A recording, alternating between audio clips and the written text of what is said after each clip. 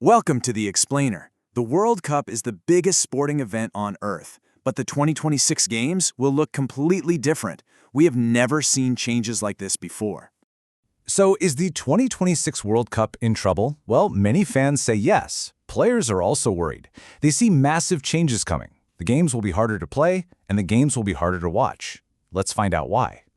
Here is our plan for today. 1. The biggest World Cup. 2.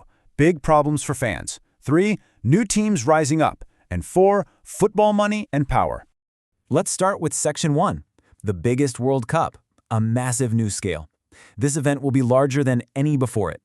In Qatar in 2022, there were 32 teams, but in North America, in 2026, there will be 48 teams. The tournament is growing very fast. This change gives more chances to smaller nations. Next, think about the number 104. There will be 104 matches in total. That is a lot of football. This makes it the longest tournament in World Cup history. It will last for over 5 weeks. Players will need incredible energy to survive.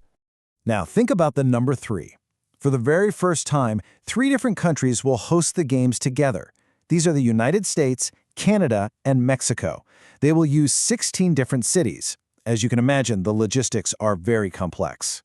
This brings us to a huge challenge. Vancouver, Canada to Miami, USA is 4,500 kilometers.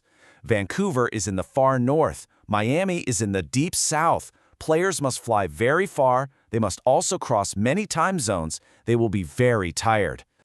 Moving to Section 2, big problems for fans, high costs and hard travel.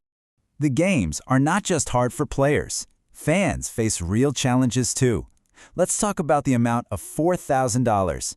Ticket prices are jumping up fast. In past years, tickets were cheaper.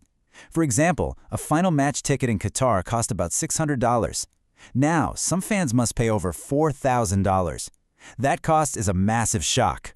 Because of this, people are angry. One official said, normal families do not have enough money to buy them. Government officials in the US are actually investigating FIFA. Regular working people simply cannot pay these high prices. They are priced out of the stadiums. So, fans face clear barriers. First, tickets cost too much. Second, travel is very long and very expensive. Third, visas are hard to get. Finally, kickoff times are late at night for fans in Europe. Now for Section 3. New teams rising up. How Japan is changing the game. Let's zoom in on one smart team. Japan has a very interesting plan. Japan's goal is reaching the quarterfinals. In the last World Cup, they beat big countries like Germany and Spain. Now the expectation is higher. They want to reach the final 8 teams. To do this, Japan uses a unique process. Step 1, players share ideas. Step 2, the coach listens. Step 3, they agree on a plan together. In many countries, the coach just gives strict orders. But in Japan, this teamwork builds deep trust. They also have a very clear rule.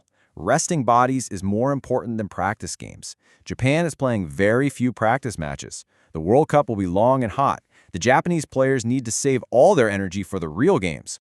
Finally, Section 4, football, money, and power, zooming out to the world. Let's look at how big money controls the sport. Have you heard the word sports washing? This is when a country uses sports to improve its bad image in the world. Some nations spend massive money on football.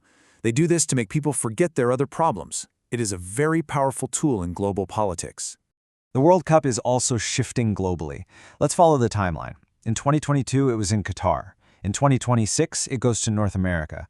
In 2030, 6 countries across Europe, Africa, and South America will share it. Then, in 2034, it goes to Saudi Arabia. The tournament moves around the world like a giant business agreement. Different countries tried different plans. Morocco is building from the ground up. They built football schools for young local teams. This is working very well. China tried a different way.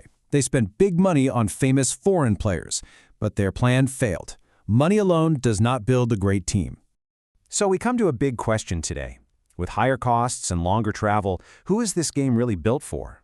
Is it for the normal fans? Or is it for big business and politics?